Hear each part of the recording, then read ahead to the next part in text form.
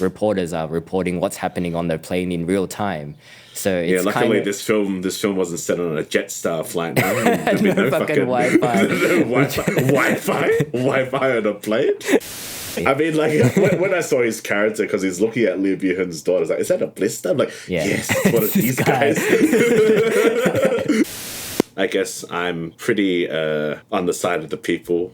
Would you say? As opposed to me. Yeah, Dan. I fucking hate people. I'm on the side of the bureaucrats, actually.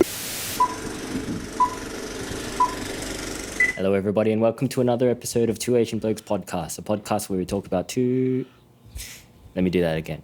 Hello, everybody, and welcome to another episode of Two Asian Blokes Podcast, podcast where we talk about Asian pop culture, films, TV shows, comic books, anime, video games, music, food, whatever we're feeling at the time. Really, my name is Dan with Hate, and with me, as always, is my co-host Tavi. Hi, Tavi. You already guessed. We already just started. let me crack open this Boss coffee. Yeah. I should actually have gotten a Boss coffee. I had an English breakfast before just to have something different. I think tea has caffeine in it, right? Like a little. Yeah, probably should have had a coffee. Yeah. I don't know. Maybe I'll grab one a bit later. That's all right. We'll use the adrenaline of our interesting conversation to get us through this, right? Yeah, sure. The movie we're about to talk about, we both just finished watching it, right? Yeah, not too long ago. We watched it today, and I'm actually glad we waited until we got off the plane to watch this film. I know. I reckon it would have been a pretty funny experience watching this on the plane. Yeah, and hopefully someone behind me would be watching with me and getting freaked out at the same time. Yeah. What are we watching today? I mean, what are we talking about today? Oh God, this coffee needs to kick in soon. Yeah, we're talking about. I think we might have mentioned it in a review earlier, in one of our other episodes, but we're talking about Emergency Declaration. This movie kind of snuck up on me. I think it was suggested to me through YouTube or something. There was just one of the ads for this trailer just popped up, and I'm like, this movie's got Song Kang-ho and Lee Byung-hun, like two of our favorite actors from South Korea. So I'm sure we've gushed about them in previous episodes. Oh yeah. I mean, Lee Byung-hun was probably the first South Korean actor that I was exposed to, or actor who played a lead in a film. Right. Bittersweet Life, right? Yeah, Bittersweet Life. Yeah, and he's been in the industry doing some pretty good powerhouse roles since then. He plays Storm Shadow in G.I. Joe. Yeah, really. I was pretty keen to see this movie. The trailers made it look like a pretty fun thriller, but I didn't really have too much expectation of this movie when I saw the trailer for it. I haven't seen any of this director's films before. No, I haven't either. Director Han Jae-rim. Okay, yeah. Yeah. He did Rules of Dating, 2005. The show, I'm just on his Wikipedia now. The Show Must Go On, 2007. The Face Reader, 2013. The King, 2017. And this movie. Yeah, I haven't seen any of them. So I guess he has done a fair few, and this one seems to be the most different because I think the others are like period pieces, right? Some of them are like The King. Oh no, The King looks like a crime. Rules of Dating just looks like a rom-com. Yeah. Show Must Go On. Hey, Show Must Go On has Song Kang-ho in it as well. Oh yeah, there you go. I guess he's worked with him a couple of times. All right. And I don't know, I guess he's fairly versatile. He's done some, as you said, like a rom-com and what looks like crime or gangster films, just judged from the posters. I've heard of The Face Reader. The Face Reader also has Song Kang-ho in it. There you go. Yeah. I guess I think The Face Reader was pretty well received in Korea. Yeah. So yeah, he's done some stuff, and he's worked with Song Kang-ho a bit. Yeah. So probably a player in the Korean film industry. But yeah, like you, I had never heard of this film really, even though it's got two of our favorite actors in it. I guess it did pretty well in Korea, I think. according to the wiki, it's the sixth highest grossing movie of 2022. Was it just released in Korea as well? I really think it was released a few months ago, so it's pretty old. Because I think now production of this film started in like 2019. Yeah, which is pretty pre-COVID or like at the cusp of COVID, right? So, which is funny because like there's some, I mean, it was probably unintentional, but it's just some very strong parallels in this movie. But do you want to give maybe like a brief synopsis? So overview? Emergency declaration. This is kind of like a disaster film, I guess you'd call it. It's based around a bioterrorism attack on an airplane. So this guy manages to smuggle aboard a deadly virus and releases it into a commercial passenger flight, on board which are several people, but they include Lee Byung-hun's character, concerned dad, Park Jae-hyuk. So he's on the flight when this all goes down. Meanwhile, on the ground is Song Kang-ho's character, Gu In-ho, who is a detective that first uncovers the bioterrorism plot and is trying his hardest to resolve the issue because it turns out his wife is also on that flight to Hawaii. So yeah, that's pretty much the gist of it. So you've got the two parts of the movie. Half of it is set on the airplane and half of it is set on the ground with the police and the authorities trying to help this doomed airplane full of people. Kind of. Kind of. Yeah, sometimes they're helping. There's a lot of like bureaucratic red tape that kind of prevents anyone from trying to help them, which is a very strong theme in this film. There's a very clear theme in this movie. There are a couple of them. There is that aspect of it, but there's also like, the passenger side of it, like the resilience of the human spirit, I guess, as well as like how people react in a crisis. Yeah, when I went into this movie, I was expecting like a pretty easy to watch, like popcorn thriller. The trailers made it seem like the culprit of the bioterrorism had more of a role, but it ends up being quite dramatic and emotional. I wasn't really expecting that, which I should have been, considering it has Song Kang-ho and Lee Byung-hun, some of like the best actors in Korea. You don't hire those guys unless you need some acting done. So, and it's fairly low key on Lee Byung-hun's side. He doesn't really have a super dramatic, over the top cry moment. His acting is quite subdued in this movie, I would say. Yeah, for the most part. There is one moment where he does a bit of acting, perhaps too much acting, but I'll get to that. So we're going to talk about this film, probably non-spoilers, right? At first, and we'll give a spoiler warning before we start talking about the ending. But yeah, if you want to go into it fresh, obviously stop listening to this and come back to it after you've watched it. It's not a super heavy spoiler film though. I mean, pretty much like you get what is presented on the box. You mentioned like the emotional aspect, I guess, took you by surprise. Because definitely the first act is more like thriller action.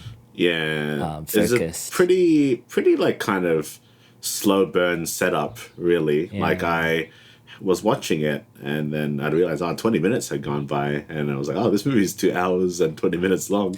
So, which is fine, so I can deal with long movies. But I think the movie is always like tense, especially when you kind of find out that there is this like virus contagion on board, and then like the little like bits of people starting to cough and just scratch, like that kind of paranoia, and it builds up, and it's like there's a lot of insert shots of like people just like touching things, and it's quite effective into just like the seeing where it's gonna go. If this film had been released during full-blown COVID, it would have been a very uncomfortable watch. Like, nobody's wearing a mask. People are just, like, touching stuff, wiping their nose and touching stuff. Like, the little sound effects as well, like you mentioned, the coughing and the sputum.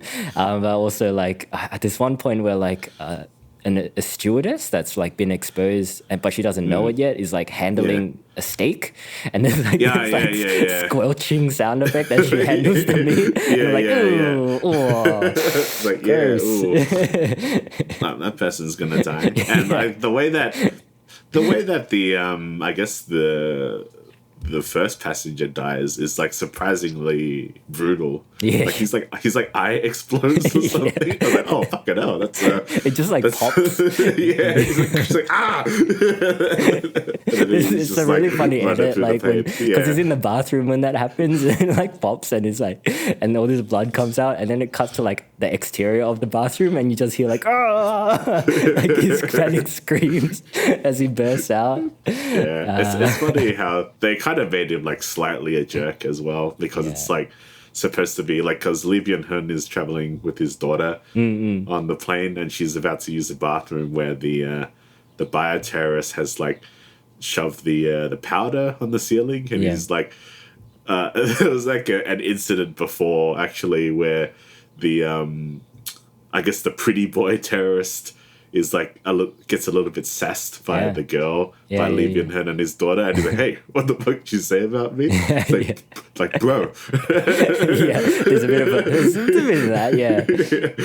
What did you think of the villain? I guess you can call him the bioterrorist. Yeah, it's pretty unlikable, so in a good way, because he's just like this really kind of baby-faced killer. Yeah, and you kind of think he is like one of those like teenagers who thinks they know better than adults and just hates everyone. But he's actually he's actually like 35 in the movie. Sure, so and a scientist. And a scientist, but he looks super young. Yeah, he's got that kind of bug-eyed, unhinged aspect of it. Like I could see him like going on like internet forums and just trolling, one of those types. He's pretty one-dimensional, but I don't think his villainy is really much of the point of the movie. Yeah.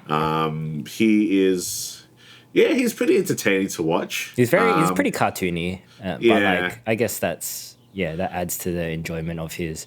Like he makes the most of the screen time he gets, I'd say. He's just a very sweaty, bug-eyed man.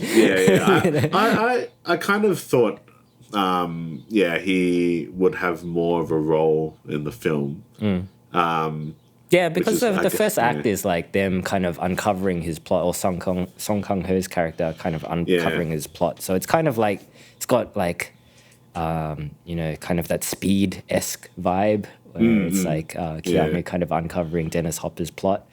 But then events happen, and he becomes less of a factor in the film. It's definitely more on the as we're talking about the themes of the film, it's the bureaucracy, as well as like a commentary, just basically a commentary of like people in power who don't really want to like help, the people. Because there's one central character who's kind of like the bureaucrat with a heart. She's played by John Do-yeon. Character's name is Kim Suk-hee, and she's like, what is she, the minister of like traveling or something? She's just a minister. She's some kind of minister. She's just in charge of airports. And she's like the one that's really trying to help these people out, but she's like every time she tries to help them, there's another set of bureaucrats saying, we don't.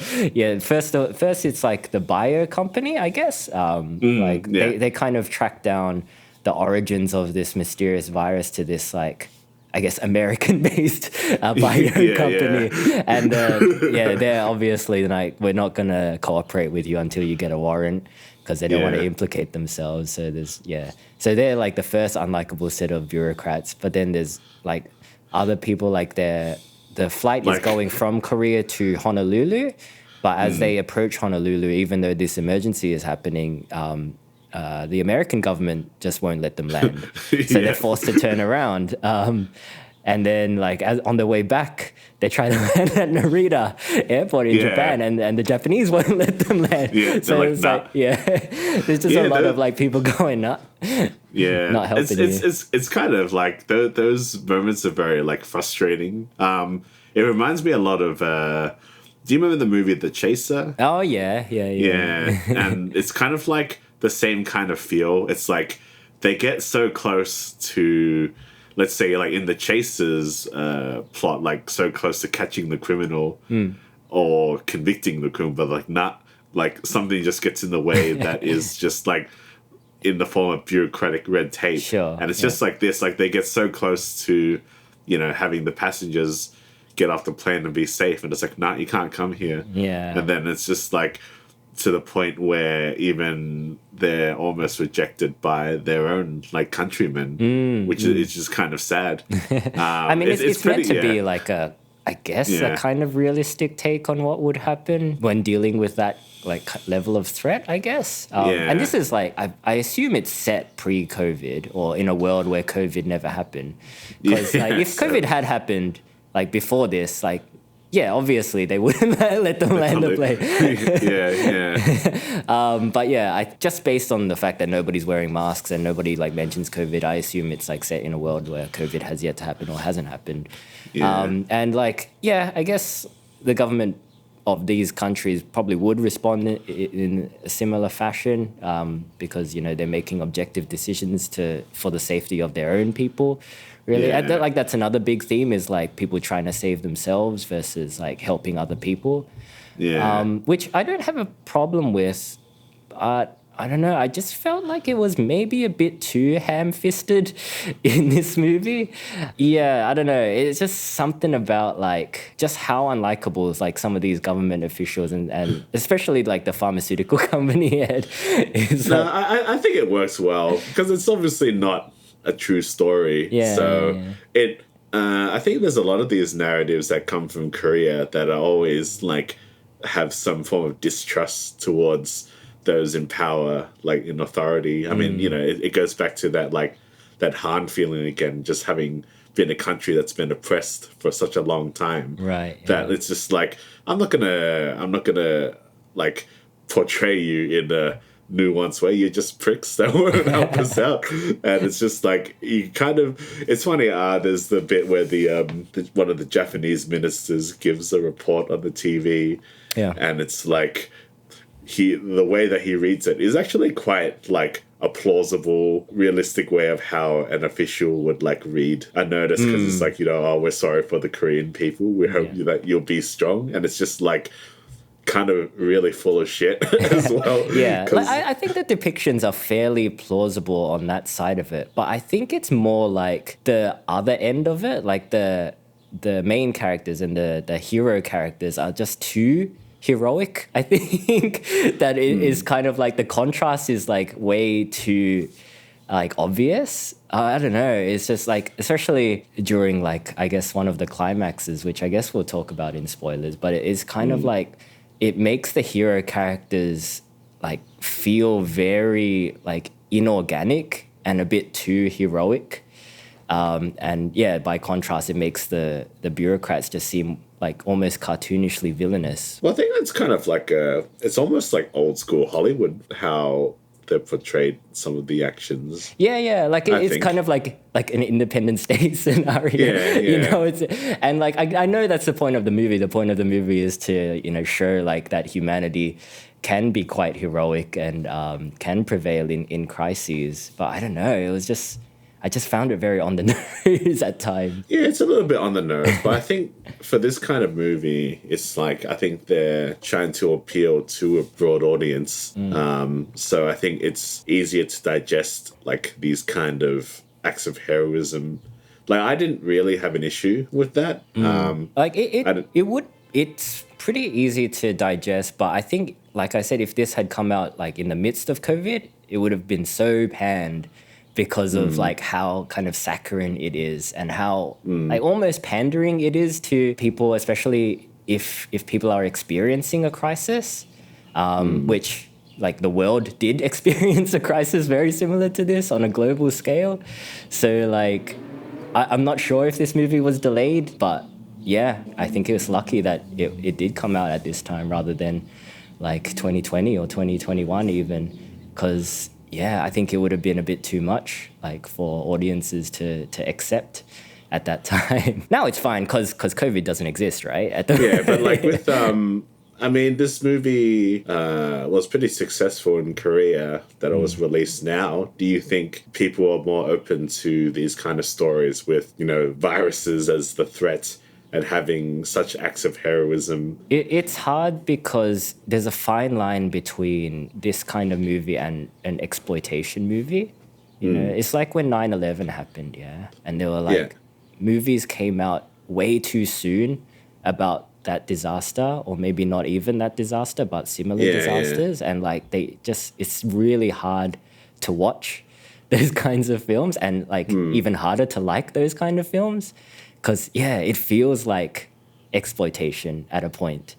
But yeah, like this film, maybe enough time has passed, but like for me watching it now, some parts felt a bit disingenuous, which is probably not the intent. I'm probably just reading into it a bit too much, but that was just my like initial feeling watching like some of the more heroic parts. Yeah, no, I didn't mind any of the heroic parts. I was just like, yeah, this is a pretty enjoyable movie. As I said, like, you know, I wasn't really expecting it to change me in any way or have like that much of a commentary. Sure. It's fun. It's fun enough. Like if you can get over it, which, you know, I don't have a huge issue with, but like, yeah, that feeling was just there, that kind of nagging at me as I was watching it. And it probably did detract from my enjoyment. Like I really enjoyed the first maybe half of it. But then when it started to get really kind of saccharine, and that was when the movie kind of lost me. Maybe I'm thinking too much about it. Yeah. Yeah. I don't know. I didn't mind. I didn't really think it was saccharine as much as, because like I guess I'm pretty on the side of the people. Would you say? As opposed to me.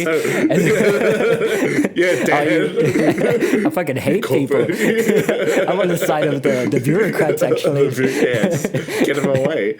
I mean, like, I understood, like, you know, like, obviously it's like, you know, the officials, like, are morons, basically, but it kind of does come from a place of fear and, you know, of like that human, you know, people get scared, you know, so it kind of makes sense, but it's also just like, you shouldn't just throw away people just because they've got this virus. Like there's always a solution. Like as a species, like we should generally try to help each other. And I think like maybe the messaging is pretty simple in this movie, but I think sometimes it's like it just needs to be said that simply, you know? And I think this film is entertaining in a way that it's not like, it's a spectacle, but obviously there is not a huge budget, so they can't actually be like terrorists on boards at gunfights. But that said, I mean, we watched Carter earlier this year. But I mean, there are some pretty good set pieces in this film. Like, there's a nice little car chase. Oh yeah, that car chase was really cool. Actually, yeah. There's a part where like the airplane's rolling over. Yeah. Like, that was really cool. Kind of like a Inception hallway moment, you know, where they're kind of just tumbling around. Yeah, that's cool. I wonder if that was done. It must have been done practically, right? I think so. It looked like it. Yeah, it looked like it. It didn't look CG. And I think that's a good thing about like these kind of movies that don't have like, you know, the big budgets. So you have to be creative with your plot because it's quite intense, but it's not like, you know, there's no explosions or anything. I actually watched Ambulance. I saw that. Yeah, it's actually a pretty fun movie. Yeah, right? I enjoyed that movie a lot. Yeah, but I thought you might. that movie with its budget, it can have a lot of shootouts and stuff. But this one, it's like it has to be a bit more carefully considered. Yeah. So I guess it's like, you know, the cinematography has to like look good. What do you think about the cinematography in this film? Because it's kind of got like that kind of handheld, shaky aspect to it a lot. I think the effect is like, they're trying to make it seem like you're there, right? Yeah, I think it's generally pretty good. It's not like it's not outstanding. It's not like a movie where I would be looking at every, you know, bit of the frame and how this access and that access and wow. But some of it looks pretty good. But it's like I don't think it's really about the cinematography too much, even though it's pretty good. It's definitely more about like the plot, really, and I guess it's more melodramatic moments. Overall, I think it's a pretty good movie. Yeah, it's all right. Like, Yeah. I enjoyed it. It's not that often that you see this kind of disaster film anymore. It feels like a somewhat dated concept, but I don't mind that. I feel like, it's it's good sometimes to kind of like get back to roots. Like with Yeah. Ambulance, like Ambulance is a Yeah. pretty like low key affair for a Michael Bay film, and it was nice to see him, do something like that again. So Yeah. I think there's a place for this kind of film in today's cinema. Yeah, I do generally enjoy these low-key action films a bit more. I think there's a bit of a craving for it these days. I think people are kind of getting sick of giant spectacles now. You did say that the idea is a bit dated, which I do agree with, which is why I thought when I first heard about this movie, I'm like, it's like, I mean, it's got two of our favorite actors, but like, I'm not sure if it will be like good. Let's just say we wouldn't have watched it if not for the cast. Yeah, Lee Byung-hun and Song Kang-ho. Yeah. Well, what do you think about their performances in this movie? They're fine, I think. Like, they can't Yeah. really be faulted. It's an odd choice of a film for them, I would say. Yeah, it doesn't really bust out their acting chops. I mean, there's a few like acting moments for Song Kang-ho, I guess. I didn't really notice it too much on Lee Byung-hun's side. He's kind of just more generic action hero in this one. Well, not action hero, just generic hero. It's kind of like, hard for generic me good guy. to buy him as a loving father. It just seems like a jerk to me. He's got He's got a had very some- like jerk-like features or something. But so yeah, to see him as a father, like a caring father is quite nice. I think like maybe that role would have been. Oh, I'm drawing a blank on the Train to Busan guy's name. Gong Yu. Yeah, that that kind of role is more Gong Yu style, I guess. But Lee Byung-hun's fine. I think he knows what he's doing. Yeah, I think he probably wanted to do something low key. I don't know. Like, I guess, it's. I would say it's a paycheck movie for both of them, but like they don't phone it in. So Yeah. But it ends up being like a good movie because it's easier to like do a paycheck movie and it's just like shit and it's just like yeah. You have to it's this obligatory promotions and stuff where you gotta say that it's really good for like 2 years. And then you come and say, this movie is fucking shit. There's been a bit of that. Well, I mean, like, I haven't really read many of these articles. This is not related to the movie, but I've just been seeing some clickbait articles about Chris Hemsworth talking about speaking out against Marvel or something because he doesn't like the way Thor has been portrayed recently. Okay. So I heard he doesn't really enjoy working with Taika Waititi. Yeah, I think I heard that as well. But I don't know. Like, I just saw the headlines, but I'm like, yeah, whatever. Did you see what Quentin Tarantino said about Marvel actors? Oh, yeah. This is a tangent, but I just thought it was funny. Yeah, it's pretty funny. Maybe we can talk about that on one of our monthly reviews. Not to detract too much away from this movie. Shall we talk spoilers about this movie? Yeah, we can get into spoilers. I think we both enjoyed this movie to a reasonable extent. I think it's streaming on Amazon Prime. Maybe I could be wrong about that, but catch it if you can, because it's not really like I definitely thought way too much into this film. Like, it doesn't really need that amount of thought. You could just put it on and like you can be on your phone for half of it, I guess, and you'll still like follow it pretty easily. And there's enough spectacle to keep you engaged, even though it is like a little bit long. All right, spoilers then. Yeah, well, I mean, we've already talked about spoilers in the non-spoiler section about like them getting rejected by the US and the Japanese, and then rejected by the Koreans. like to the point where it's like, you know, they think, they should just end up like killing themselves, like by not landing the plane. Not just the Korean bureaucrats rejecting them, but like the public overall, South Korean citizens just fearing this plane full of infected people to the point where there are protesters like picketing where they're trying to land. I mean, there's a bit of like social media stuff going on, like, but the passengers on the airplane have Wi-Fi, so they're communicating to the people on the ground, and the ground people are, you know, like the reporters are reporting what's happening on the plane in real time. So it's luckily this film wasn't set on a Jetstar flight. No fucking Wi-Fi. Wi-Fi on a plane. Oxygen masks on a plane. You must be out of your mind. But yeah, you're right.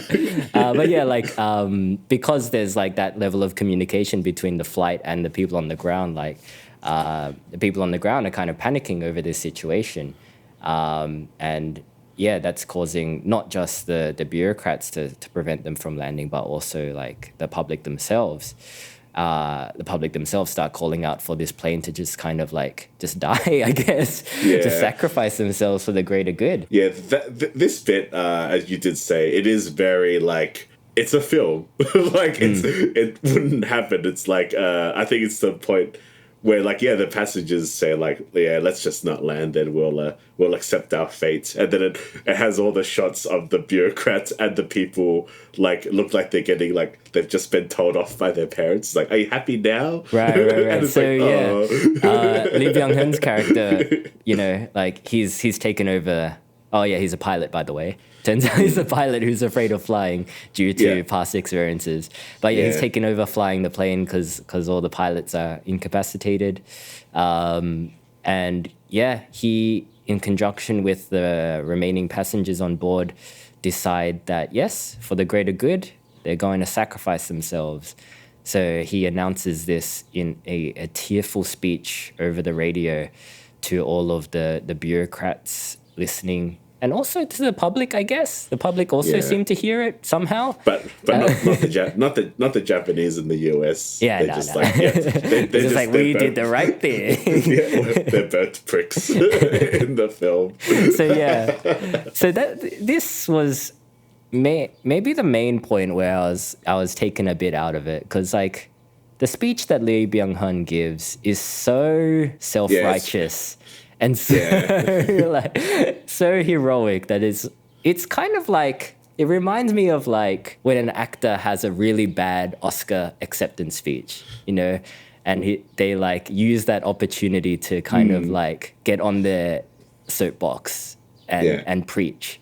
And like nobody enjoys hearing that, you know, like they might have a point, but nobody wants to hear it because it's just so cringe.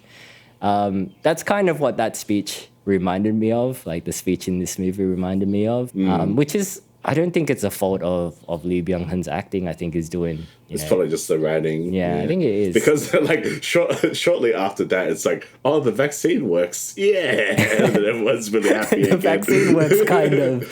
Do you think if there was an alternate ending to the movie where they did actually die, everyone on the plane dies, do you think that would have worked better? Well, I thought that was how it was heading.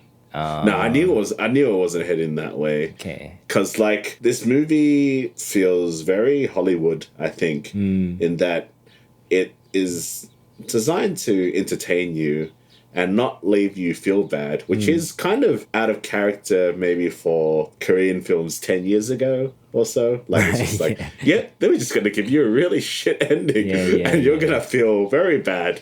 Probably depends on the director, though. If it was a Park Chan-wook film, it's like, that's how it ended. Yeah, it just would have just crashed and everyone dies. It's like, we did this.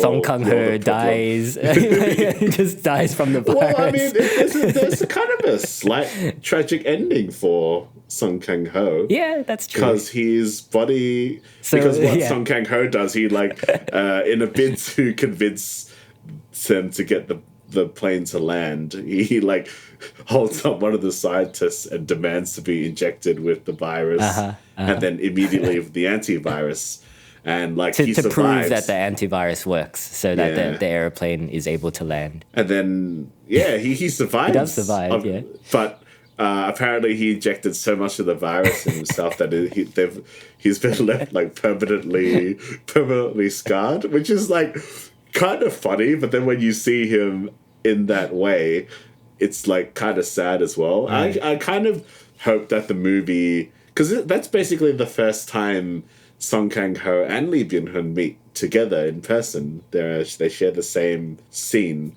Oh, in the movie. Yeah. So it's like that was like kind of awkward if you think about it, because Song Kang-ho can't speak well, and he's like strapped to a wheelchair. Lee Byung-hun's character's kind of just like the shot kind of lingers a bit too long. It's like weird because he's kind of just like, oh yeah, man.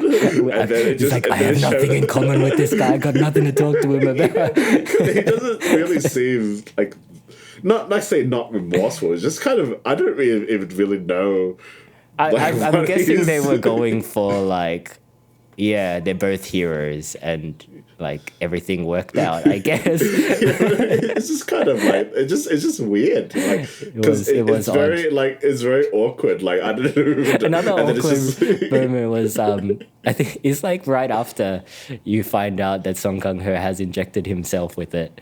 And it's just like the bureaucrat walks in and it's like, oh, here, he's injected himself. And then it cuts to him and he's like writhing on the table in pain and like vomiting blood out. Like, oh, maybe this was a bad idea, actually. And like, it's really odd how like he injected himself with so much virus that he was, because like, I just imagine like in a room full of scientists, he's the one that's injecting himself and he's just like grabbed like a random vial of virus and just inject. Because surely a scientist would be like, I know you're going to do this, okay?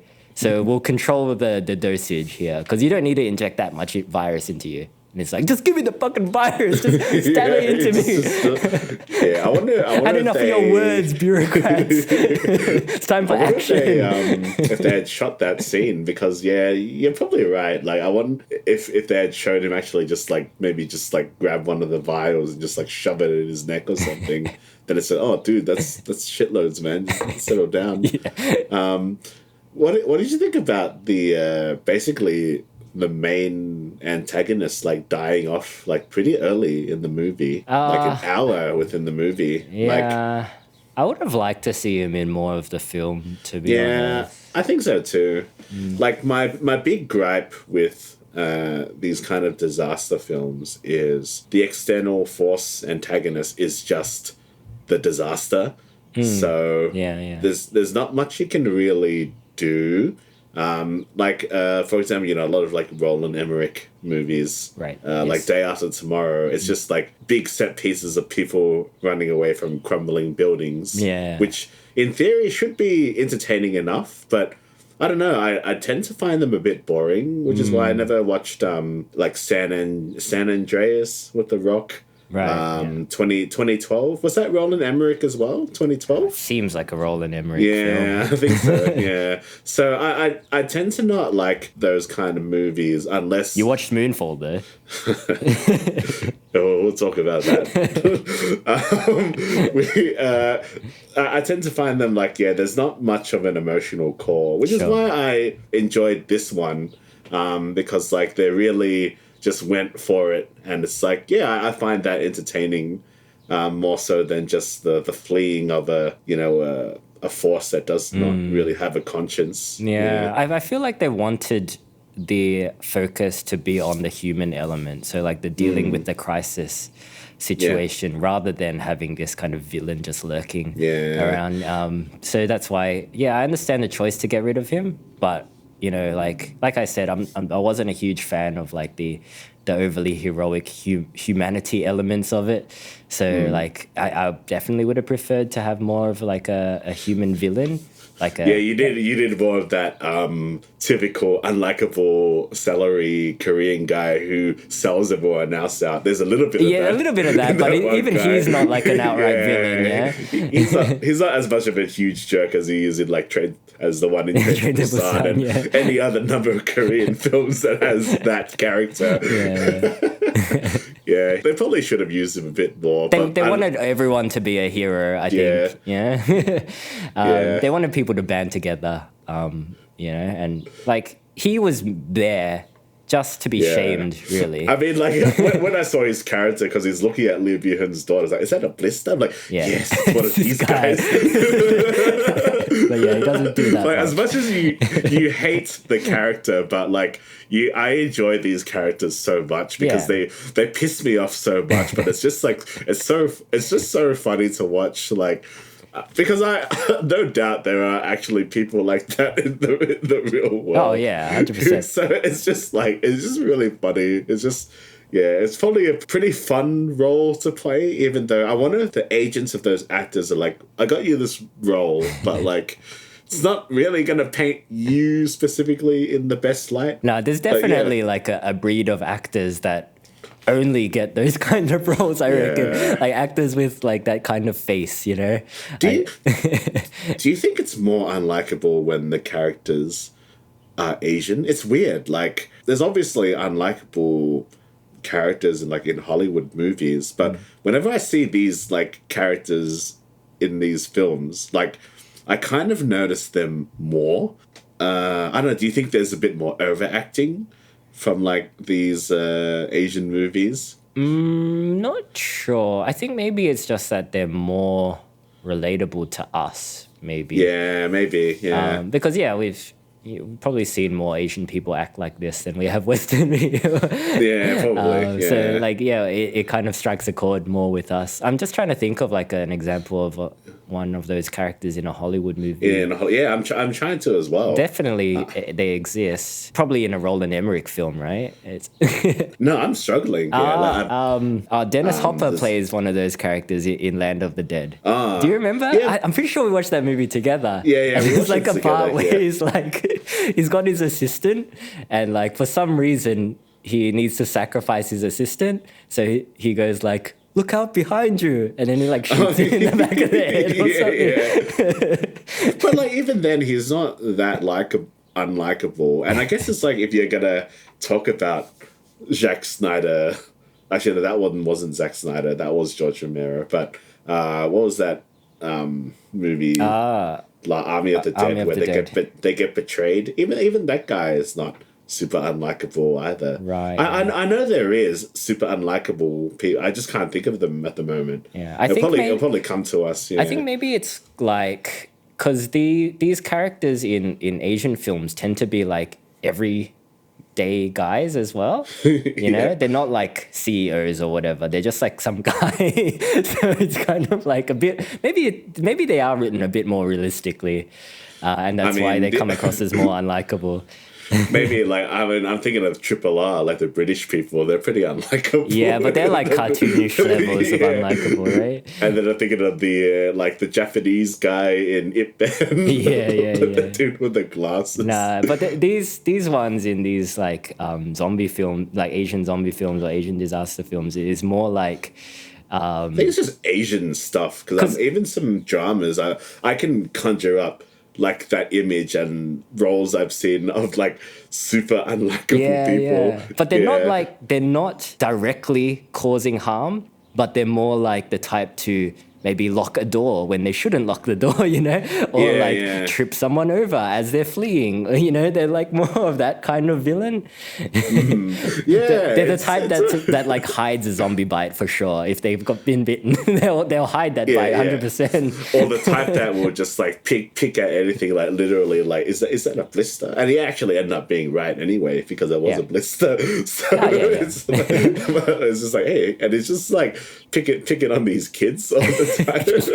He's like taking on those like teenage girls. Hey man, get to the back. Yeah, I mean, I guess like the point was like everybody's been infected at that point, and is just kind of causing panic and stirring the pot for no real reason. I think other than fear. I think we need to make a list of like top 10 best ratty Asian guys in Asians, because there's so many of them, and they're all really like. I mean, I can just there's the guys from like the Man from Nowhere, like the puckered lips guy. There's this dude in My Mister, the drama with IU. There's like this because it's mostly set in just engineering firm, and there's this one character.